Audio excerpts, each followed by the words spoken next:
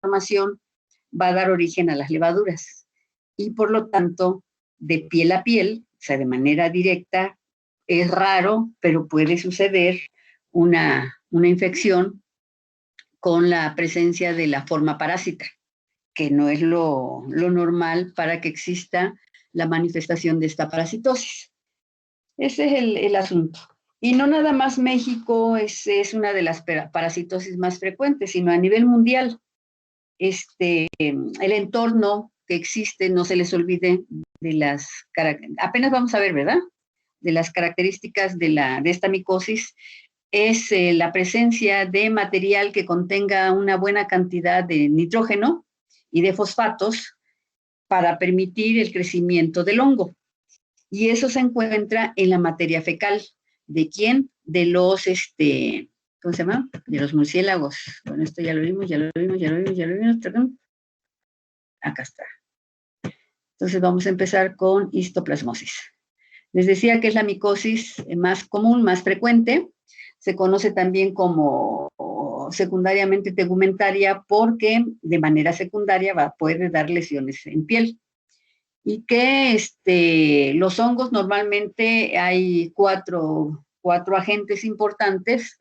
Dentro de ellos, Histoplasma capsulatum es el hongo que existe aquí en América de manera preferencial y que este hongo, capsulatum, tiene una forma específica de reproducción de tipo sexual, por lo tanto es un hongo dimórfico, porque hay dos estructuras importantes durante el desarrollo del hongo, la forma natural, la forma filamentosa y la forma levaduriforme, pero que en el caso de capsulatum normalmente también va a tener una forma reproductiva de manera sexual, y en los ayeres se encuentra la fase teleomórfica o fase sexual de este hongo y se identificó como un hongo diferente.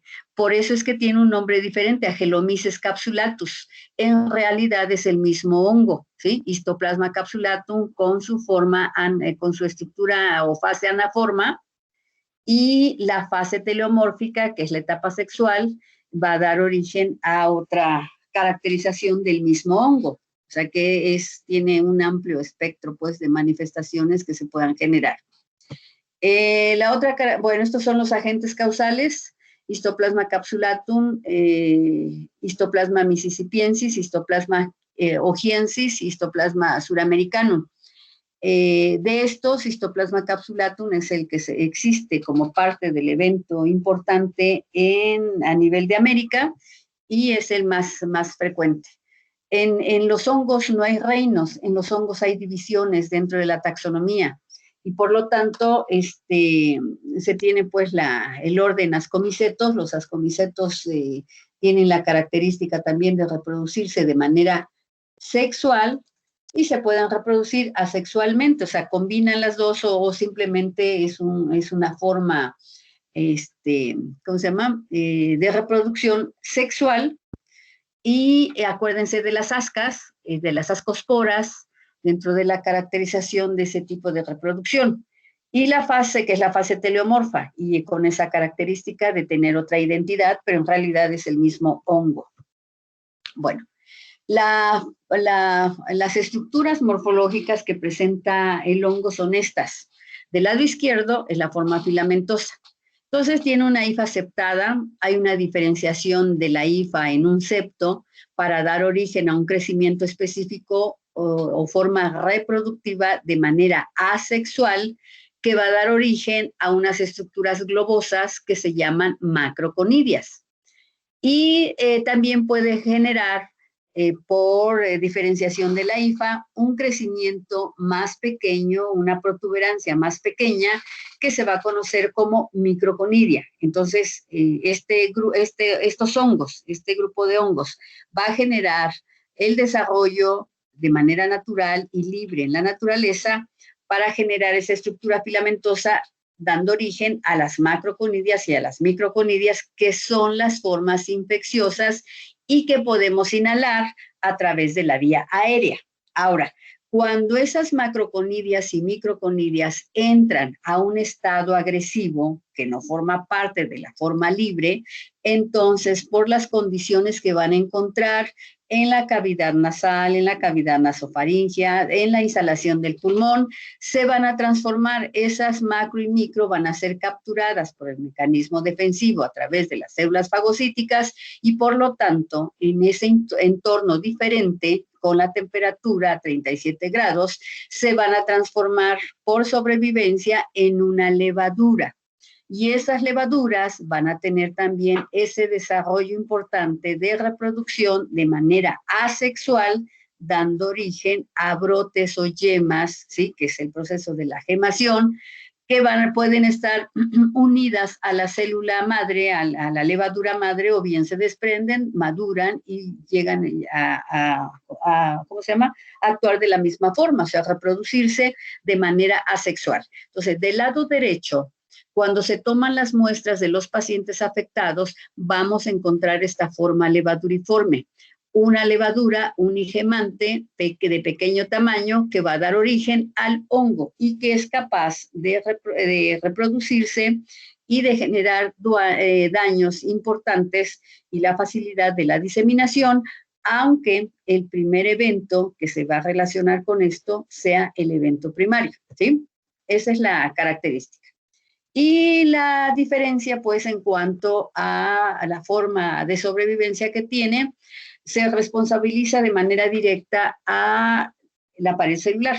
Entonces, esa pared celular está constituida por polisacáridos, pero en la fase levaduriforme desarrolla una capa de otro ingrediente importante, que es los alfa-glucanos, que van a dar origen a como si fuera un repello en la parte interna de la pared celular para generar esa protección por el ambiente hostil en donde se va a presentar el hongo. Y los beta-glucanos, que normalmente forman parte junto con las galactomananas y la quitina, forman parte de la estructura externa de la pared que normalmente está en el medio ambiente. Por lo tanto, si no desarrolla generalmente las alfa-glucanas, es un hongo libre, es un hongo filamentoso. Pero cuando el medio ambiente cambia y es hostil, entonces genera a través de esa sustancia un recubrimiento de la pared interna para protegerse. Esa es la diferencia que hay en relación a la forma uniforme y a la forma filamentosa. Como sinonimia, normalmente se conoce como enfermedad de Darling. ¿Por qué enfermedad de Darling? Porque este señor, que es un estadounidense, tomó las muestras en otros territorios fuera de Estados Unidos, tomó las muestras de este paciente y lo relacionó al observar de las muestras tomadas del paciente, lo relaciona directamente con la presencia de protozoarios, ¿sí? No lo relaciona con hongos, sino identifica el organismo causal de la afectación del paciente a nivel respiratorio como si fueran protozoarios en lugar de hongos. Entonces se conoce por eso como enfermedad de Darling, como histoplasmosis clásica, tiene otros nombres, histoplasmosis capsulati, en el caso de América, de Estados Unidos, de México, por ejemplo, porque Histoplasma capsulatum es el agente que normalmente se encuentra. Y de los 4 que desarrollan la histoplasmosis, capsulatum es el que va a tener esa tendencia de transformarse y reproducirse de manera sexual, los demás no. Y también se conoce como citomicosis retícula endotelial, porque cuando este hongo se hace, ¿cómo se llama?, se disemina, normalmente ataca al sistema retículo endotelial y puede ser muy agresivo que culmine con la muerte del paciente, ¿sí? Esa es la característica. Lo más común es buscar esta enfermedad con el nombre de enfermedad de los mineros y espeleólogos, enfermedad o fiebre de las cavernas, fiebre de las minas, porque ese es el ambiente donde el hongo de manera natural existe. También se encuentra en otros ambientes donde haya materia fecal de otro grupo, de otros organismos, como son las aves. Sobre todo en las granjas, por ejemplo, donde hay una buena cantidad de aves, en las columnas de las iglesias porque normalmente forma parte del hábitat de las palomas, entonces hay una buena cantidad de materia fecal, y que si se recogiera esa materia fecal después de ser emitida, es una materia fecal húmeda, y por lo tanto no se pulveriza, no se seca y no se transporta con el viento. Y eso genera que además de encontrarse ciertos ambientes específicos para el crecimiento del hongo, se facilita la diseminación por acción del viento, ¿sí? Y bueno, esa es la característica. Y también se habla de una forma importante de diseminación de esta parasitosis con las aves migratorias. Porque esas aves migratorias pues defecan en su vuelo, defecan y depositan materia fecal que pueda contener la presencia del hongo en otros ambientes. Pero normalmente se conoce como enfermedad de los mineros y espeleólogos por acción laboral, y la fiebre de las cavernas y minas, sobre todo para la recurrencia importante de estos, ¿cómo se llama? De ciertos manejos, por ejemplo, la industria turística, que relaciona a nivel laboral de la presencia de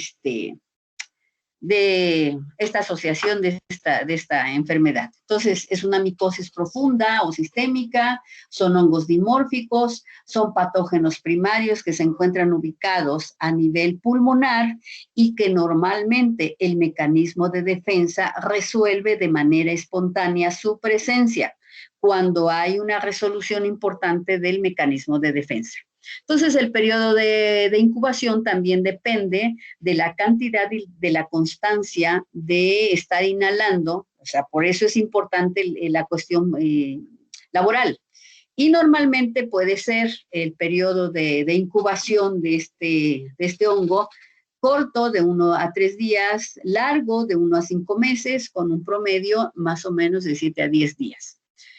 Normalmente, cuando hay constancia y la cantidad de agentes involucrados en el proceso inhalatorio es baja la cantidad, pues va a desarrollar lento pero seguro el crecimiento en un evento crónico. Y en ese evento crónico, al estar instalado el hongo a nivel pulmonar, toda la sintomatología general va a ser una sintomatología parecida, más bien semejante a la que ocasiona el Mycobacterium tuberculosis.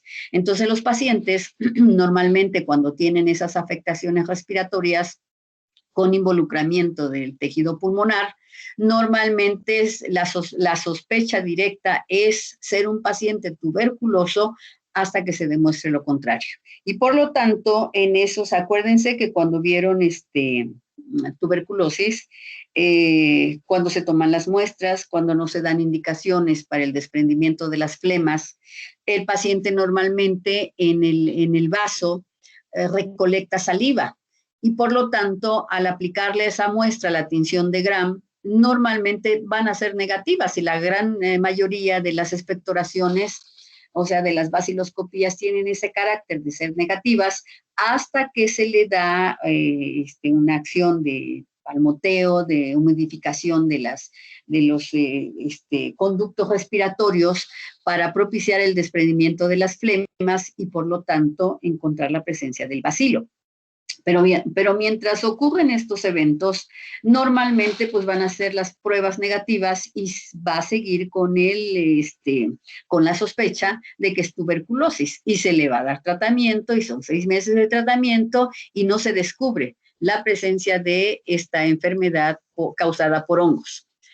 También se habla de otro grupo de, ¿cómo se llama?, de personas que tengan una predisposición lenta pero segura con la administración de los corticosteroides, que tengan eventos primarios importantes con afectación del sistema retículo endotelial, como son las leucemias, que tengan linfomas o que sean pacientes con el señalamiento de ser alcohólicos crónicos, que permita pues la repercusión de la afectación de ciertas estructuras parecidas a lo que se va a ocasionar en la diseminación de la histoplasmosis, o sea, de este hongo.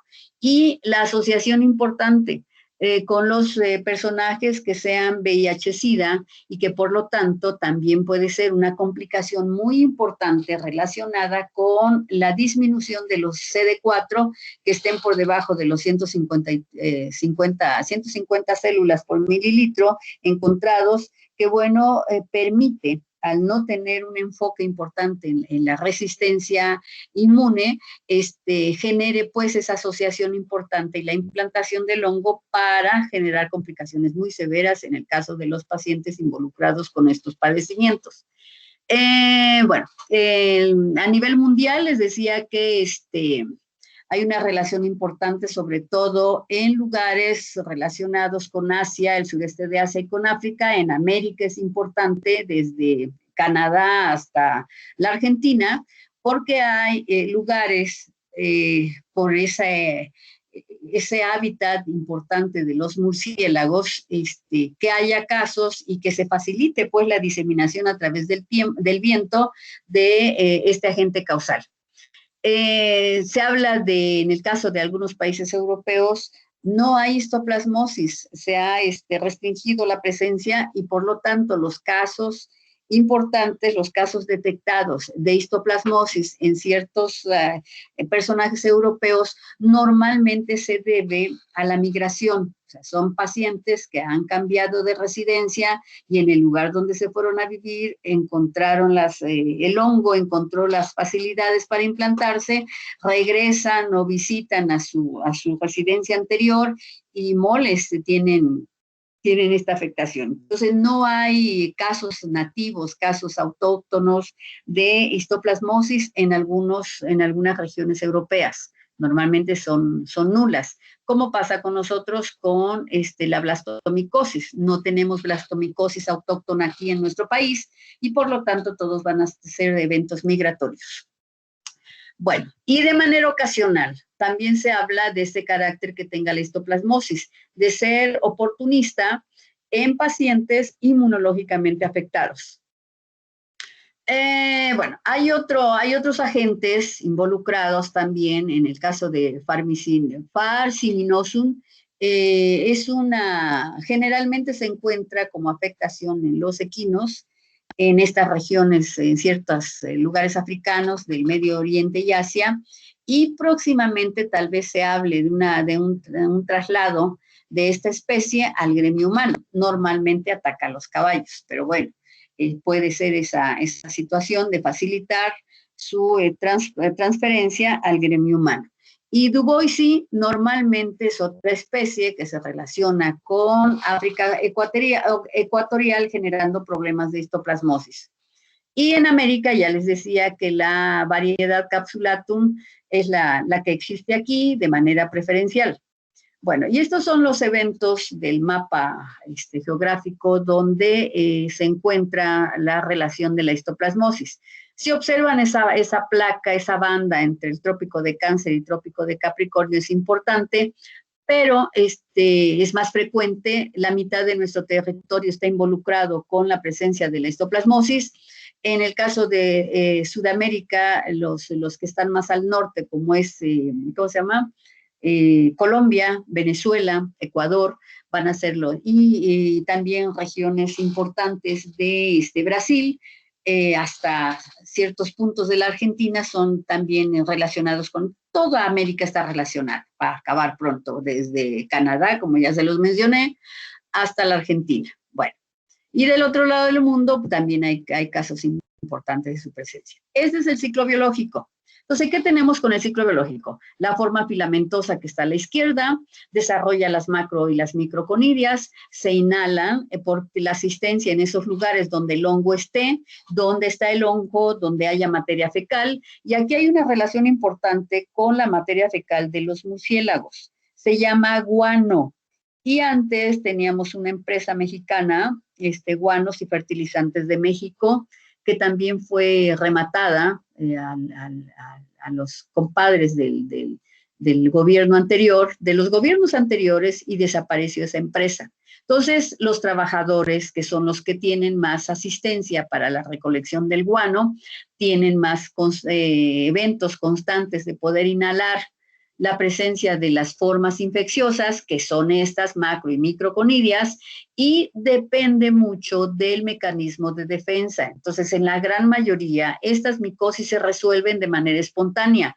Va a quedar un señalamiento importante que es la respuesta humoral, y por lo tanto va a haber anticuerpos que se van a generar, se van a desarrollar.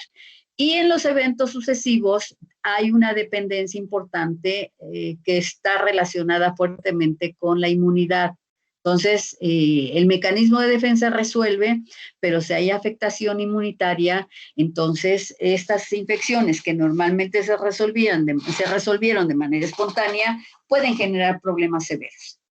Cuando entra el hongo, esta macroconidia, se transforma las macros y las micro y adquiere el hongo la forma levaduriforme. El hongo es atrapado, o sea, las macro y las micro son atrapados por el mecanismo de defensa celular, y en el interior de estos macrófagos fundamentalmente, o células defensivas como son los eosinófilos, neutrófilos, normalmente se transforma, altera la resolución de destrucción por parte del mecanismo de defensa celular, se instala, adquiere la forma levaduriforme y se empieza a reproducir. Y empieza a utilizar las estructuras químicas producto de la degradación a través de enzimas que tenga el hongo para facilitar nutrientes, y por lo tanto se empieza a reproducir. Entonces, por eso depende mucho de la caracterización inmunológica que tenga el paciente para lograr la implantación. La implantación se va a llevar a cabo a nivel primario en el pulmón. Entonces va a haber un proceso que puede ser un cuadro agudo, un cuadro crónico, que se alargue durante el tiempo y que este cuadro clínico se relacione directamente por la destrucción tisular, un evento semejante a lo que hace el Mycobacterium tuberculosis, ¿sí?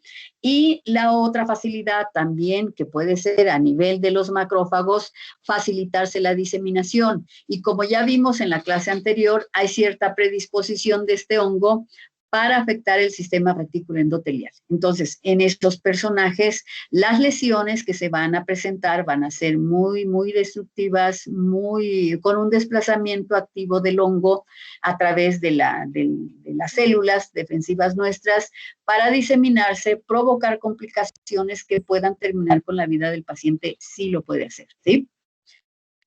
Y el manejo de los factores de virulencia que están en el libro de Bonifaz, normalmente, bueno, se habla de un mecanismo de la presencia enzimática a través de proteasas que van a facilitar la degradación de las proteínas para liberarlas, o sea, transformarlas en cadenas cortas. Tiene otras enzimas para poder degradar. Necesita nitrógeno, necesita fosfatos y lo va a obtener directamente de las proteínas que conforman el sistema membranoso de todas nuestras células. También tiene ureasa, si se acuerdan que hace la ureasa en relación al Helicobacter pylori, esta bacteria que desencadena esas ureasas, bueno, pues la urea, que normalmente forma parte del metabolismo que ya vieron ustedes en bioquímica.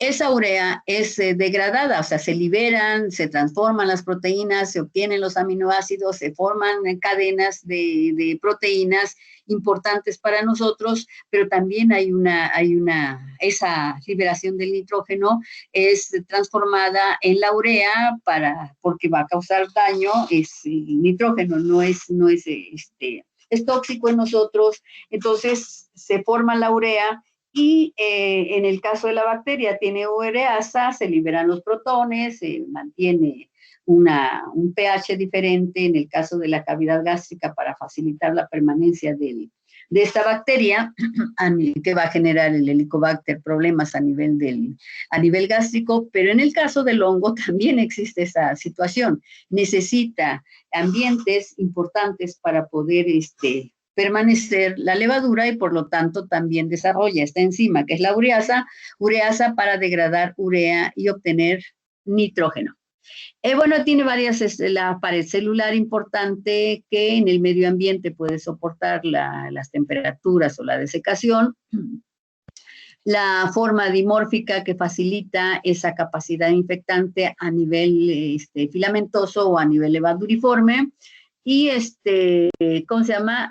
Sintetiza también melanina, y la melanina es un componente nuestro, nosotros la sintetizamos, por lo tanto nuestro mecanismo de defensa no lo detecta como un agente extraño. Entonces hay muchos factores de virulencia para que los revisen. Y también hay una clasificación, y en esa clasificación de González Ochoa, más o menos alrededor de los 40 y tantos, desarrolla esta forma. Entonces tenemos una fase primaria y una fase progresiva.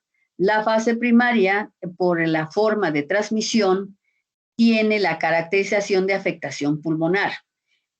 Por la competencia inmunológica de los involucrados con la intromisión de este hongo, normalmente se resuelve de manera espontánea. Y en este caso puede dar un cuadro asintomático o subclínico en la mayoría de los casos donde se presenta la histoplasmosis, que se resuelve de manera espontánea. Ahora, si hay síntomas, depende también el mecanismo de defensa para dar un cuadro leve, un cuadro moderado o un cuadro grave de manera agudizada. O sea, depende mucho la situación inmunitaria.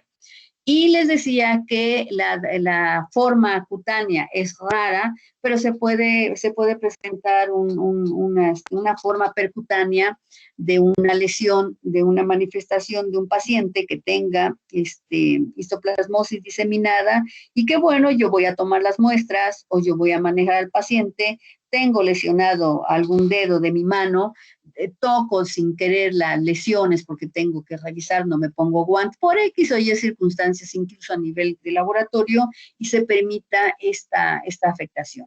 Es raro, pero bueno, puede suceder. No, lo normal es la forma infecciosa aérea. Y la progresiva, que también forma parte del cuadro importante de las condiciones que presenta el paciente. Entonces, esta forma progresiva relacionada con la inmunidad afectada puede crear casos diseminados que puedan ser agudos o crónicos, pero que la expectativa de vida del paciente sea muy corta. Entonces, se habla de 3 eventos importantes de la histoplasmosis. El evento pulmonar, que es el evento primario de tipo benigno, asintomático generalmente, y que en la resolución puede quedar un rastreo de esta afectación del hongo, conocida como complejo primario. Si se acuerdan de la tuberculosis, todos estamos infectados, pero no todos estamos enfermos de tuberculosis. Depende mucho del mecanismo de defensa. Y en ese mecanismo de defensa, nuestro sistema inmunológico puede dar origen a la destrucción del parásito, involucrando, ¿cómo se llama? Acciones a través de las células, de provocar un recubrimiento del agente causal, y que por lo tanto el agente causal se destruya, porque no se puede alimentar. En la cuestión de las células defensivas para formar estos granulomas son importantes, pero se destruye el parásito y también se destruye ese complejo celular, que va a generar una calcificación, y en esa calcificación puede observarse directamente en una radiografía de tórax y se conoce como complejo primario, en el caso de la tuberculosis o de estos agentes que también van a tener esa asistencia a nivel pulmonar. Esa es la forma asintomática, el mecanismo de defensa que propició una histoplasmosis de tipo benigno con resolución importante. Bueno, pero cuando hay una forma maligna, depende de la constancia, por eso se habla pues de un plano laboral, las dosis infecciosas masivas, que puede ser un único evento, pero que el personaje también tenía afectación inmunológica y que inhaló suficientemente una buena cantidad generosa del agente infeccioso, y que bueno, pudiera generar la implantación del hongo, generando pues estos eventos importantes primarios, que en el curso del tiempo el cuadro clínico va a ser muy parecido al cuadro clínico por la presencia del Mycobacterium tuberculosis. O en el caso de que el personaje tenga ya deficiencias inmunológicas importantes, el curso de esta histoplasmosis tenga un evento letal que termine con la muerte del paciente. Y la forma crónica, que normalmente puede generar, o sea, ese ambiente pulmonar que puede estar restringido ahí o puede facilitar la diseminación. Y si hay diseminación, normalmente el sistema retículo endotelial, con afectación de la médula ósea, del hígado, del vaso, ganglios linfáticos afectados, y el cuadro clínico se va a parecer a un evento leucémico, ¿sí? Entonces, ojo. Y bueno, la forma letal generalizada también hay otra manifestación. Normalmente son aspectos granulomatosos que pueden generar una lisis interna, generando cavernas a nivel pulmonar, sí, pero que cuando se disemina este hongo, sobre todo si se va a las glándulas suprarrenales, entonces hay una destrucción del tejido importante, dando ese aspecto gaseoso, como si fuera un queso, todo el tejido se hace de esa forma, ¿sí? Y eso no lo hace en otros ambientes, pero sí en las suprarrenales es una característica importante de la manifestación de este cuadro clínico. El mecanismo de defensa, normalmente, como ya se los había mencionado, es importante en la actividad inmunológica, que es la que va a mantener y a destruir al hongo a nivel celular, ¿sí? Puede dar curso a un proceso inflamatorio de forma inespecífica, no hay una resolución así muy directa. El mecanismo de defensa con esa respuesta granulomatosa, o sea, la asistencia de células epitelioides, de histocitos de los macrófagos, que van a generar esa forma de estructurar una capa que le impida al agente causal la diseminación, se paralice y se destruya, ¿sí? Entonces, esa es la asistencia importante, pues, de nuestro mecanismo de defensa. También se habla de una respuesta lipoproteica alveolar en un cuadro agudo o crónico con ciertas manifestaciones aisladas o focos aislados en la repercusión de este mecanismo de defensa. Y también se habla de eventos, o sea, no tan solo el evento primario, o nódulo de Ghon, si se acuerdan de la tuberculosis, que es esa asociación de, ¿cómo se llama?, de encerrar, de limitar la presencia del hongo, formando esas capas de células defensivas, que después esas se calcifican, se destruyen junto con el agente causal. Ese es el nódulo primario. Pero puede ser que exista un acúmulo importante de la presencia del hongo con nuestro mecanismo defensivo celular.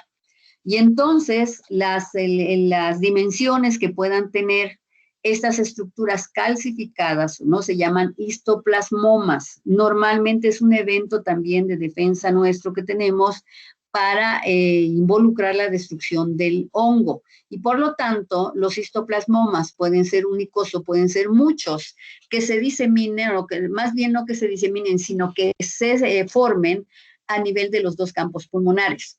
Y en estos histoplasmomas, pues no hay ese mecanismo de extirpación como parte del apoyo, pues, de la forma de tratarse, porque generalmente son eventos destructivos del tejido, de la asistencia de las estructuras celulares nuestras para destruir al hongo. Entonces no hay esa referencia del manejo para poderlos extirpar, no es necesario. Bueno, y en normalmente también se habla en esta imagen de las características, bueno, de la forma como se ha encontrado la presencia de los otros agentes causales, o sea, de las diferencias que existan entre las diferentes especies. Y por lo tanto, Histoplasma mississippiense y ojiense normalmente se encuentran ubicados directamente a nivel de afectación pulmonar. Pero Mississippiensis es la menos virulenta, o sea, es la especie menos virulenta, pero también la más resistente al tratamiento. O sea, no tiene ciertos factores de virulencia importantes, puede estar mantenida a nivel pulmonar, pero también puede cursar con más resistencia al tratamiento. Capsulatum se encierra como una doble S debido a que tiene esa forma de reproducirse de manera sexual, es la única de esos agentes. Y la especie Suramericanum, normalmente, bueno, los cuadros pulmonares agudos, también es la Suramericanum, es la especie que genera mayores condiciones de diseminación a nivel cutáneo en los pacientes inmunodeprimidos, sobre todo que tengan relación con el VIH-Sida. Y de todos estos, bueno, depende también la cantidad, o sea, el inóculo, ¿cómo se llama? Inhalado, la constancia de este hongo inhalado que pueda generar por la sobrevivencia del hongo, que pueda desencadenar también los factores de virulencia. Sí puede ser una especie no agresiva, pero en dependencia de su sobrevivencia puede generar. Entonces, la otra característica es, hay una sustancia química proteica obtenida de histoplasma, que es la histoplasmina. Normalmente se hacen estos eventos de intradermoreacción, se inocula una buena, unos mililitros de fracciones pequeñas de la histoplasmina en los pacientes sospechosos para poder descartar la presencia de histoplasma, porque pueden ser regiones donde haya muchos casos de histoplasmosis y que por lo tanto este paciente trabaja en esos ambientes y se hacen las pruebas. Entonces, es otra intradermoreacción importante que no determina normalmente que en este momento, o sea, en dependencia a la respuesta agresiva que pueda presentarse con el inóculo de esta histoplasmina, pueda generar una respuesta exacerbada que pueda en ese momento dilucidar que el paciente tiene histoplasmosis ahorita. Pero lo normal es que tenga un resultado positivo si se acuerdan de lo mismo para la intradermoreacción por el bacilo de la tuberculosis, una proteína importante obtenida del bacilo, que pudiera generar una respuesta mayor o igual a los 5 milímetros de una respuesta eritematosa, un proceso inflamatorio doloroso, una manifestación purulenta que se pueda generar en el lugar del inóculo, que dé como resultado positivo la presencia de este parásito, de este agente. Entonces pueden suceder dos cosas, que en este momento tenga histoplasmosis o que haya tenido contacto con el histoplasma, quién sabe cuándo, ¿sí? Y depende mucho, pues, de la respuesta positiva, que pueda ser muy complicada y que en esa complicación, bueno, el siguiente evento es buscar a través de las radiografías de una tele de tórax, verificar, revisar cómo están sus pulmones. Y en esa revisión puede ser que se encuentre la presencia de los histoplasmomas. Y los histoplasmomas generalmente van a ser ciertos señalamientos de diferente tamaño que se van a encontrar, que pueden ser únicos o pueden ser muchísimos, que se pueden encontrar como parte del apoyo, pues, a través de las pruebas de gabinete, que pudiera relacionarse directamente con una afectación de tipo pulmonar, ¿sí? Eso es importante. Entonces, dentro del cuadro clínico podemos tener histoplasmosis pulmonar aguda o histoplasmosis pulmonar crónica, con un evento primario. Ahí se quedó el hongo y no se diseminó. Las caracterizaciones del cuadro clínico agudo o del cuadro clínico crónico normalmente se parecen a las manifestaciones por el bacilo de la tuberculosis, ¿sí? Entonces hay fiebre, escalofríos, tos que generalmente seca. En el inicio, dolor torácico al iniciar el proceso de la respiración.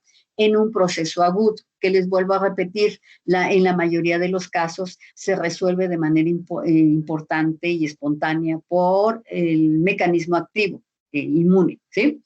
Y se deja el historial importante de la presencia de los anticuerpos. Ahora, en el caso de la histoplasmosis pulmonar crónica, bueno, la tos es constante, pero ya la tos no es seca, ya se transforma, es una tos húmeda relacionada con hemoptisis, por ejemplo, hilillos de sangre, y que cuando ya hay una degradación importante del tejido pulmonar, puede hacer una tos con sangre activa. Dificultad respiratoria, dolor torácico, las sudoraciones que generalmente son en la noche, las fiebres con el carácter clásico de la tuberculosis y sobre todo estas manifestaciones de tos con hemoptisis. Todo eso se señaliza primero. Hay que descartar tuberculosis, ¿sí? y buscar en el interrogatorio a qué se dedica el paciente o preguntarle si ha tenido la asistencia constante a las cavernas, a las grutas, a las minas, etcétera, etcétera. Cuando ya hay una diseminación del hongo, normalmente la fiebre sigue su curso, puede ser de manera irregular, pero depende del lugar donde el hongo se haya instalado para provocar los cuadros de endocarditis, pericarditis, afectaciones a nivel de las articulaciones, a nivel del mediastino, provocar también cuadros anémicos, generando una trombocitopenia y una leucopenia. O sea, hay disminución de los, ¿cómo se llaman? Reticulocitos, no, sí, de los leucocitos hay una disminución, o una disminución de las plaquetas, no son reticulocitos. Reticulocitos son las formas, también pueden presentarse porque hay destrucción y por lo tanto no hay la generación de la célula del eritrocito para llevar a cabo ese transporte de gases importante.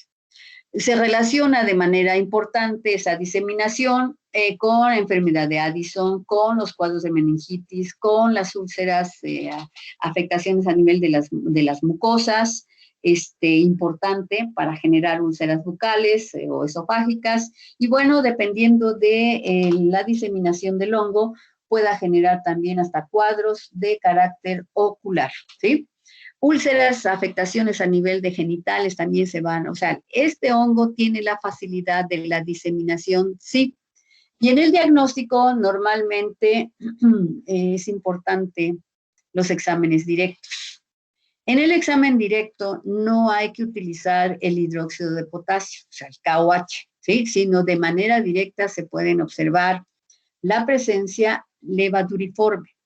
Se pueden hacer improntas, que no hubo laboratorio físico, pero en las improntas de la laminilla, el portaobjetos, normalmente se pega, se presiona en la lesión, si tiene una lesión en la piel el paciente, y o bien los frotis de las muestras obtenidas de las expectoraciones del paciente, o bien no pudo el paciente expectorar y por lo tanto se tienen que hacer lavados broncoalveolares, o se obtienen muestras en esa diseminación a nivel de médula ósea, por ejemplo, muestras de líquido cefalorraquídeo, si el paciente cursa con los eventos de meningitis, muestras sanguíneas o biopsias que se puedan tomar, y estas biopsias normalmente se fijan primero y después se tiñen con Giemsa, con Roy o con Paz. Y se puede observar en estas muestras tomadas una respuesta inflamatoria. Se puede observar también la presencia de las células epitelioides, células gigantes en las biopsias tomadas. Y en las radiografías normalmente se pueden observar las áreas de necrosis a nivel pulmonar. Las muestras se tienen que sembrar en medios de cultivo para hongos. El crecimiento de estos hongos es largo, de 3 a 6 semanas, pero tienen un carácter importante. Las tomas de muestra observadas de manera directa no son peligrosas, pero cuando se siembran en el medio de cultivo son altamente peligrosas. Y el nivel de manejo de estas muestras es nivel 3. Tiene que tener el laboratorio condiciones importantes para evitar la diseminación del hongo. ¿Por qué? Porque se inocula una muestra que tiene la forma levaduriforme, pero con las características importantes y con la temperatura a la que se va a someter ese medio de cultivo, esa levadura se va a transformar a la estructura que existe en la naturaleza, la forma filamentosa. Y esa forma filamentosa va a desencadenar el desarrollo de las macro y de las microconidias, que fácilmente, simplemente con levantar la tapa del medio de cultivo, es suficiente para la dispersión y es suficiente para la persona que está manejando esas muestras inhale la presencia de las formas infecciosas. Por eso es importante su manejo a nivel 3. Se pueden observar directas del paciente, no hay ningún problema. Pero una vez sembradas, es muy, muy importante la facilidad de la contaminación, o sea, de la intromisión de este agente en vías respiratorias. Las pruebas biológicas normalmente, la inmunodepresión, ya es hora, me lleva. Bueno, seguimos mañana. Sí, quedamos aquí. Nos vemos, chicos. Se Ay, cuidan. Bye, bye, bye. Bye. Voy a cerrar. Bye. Gracias, química. Bye, bye, bye. Nos vemos, bye.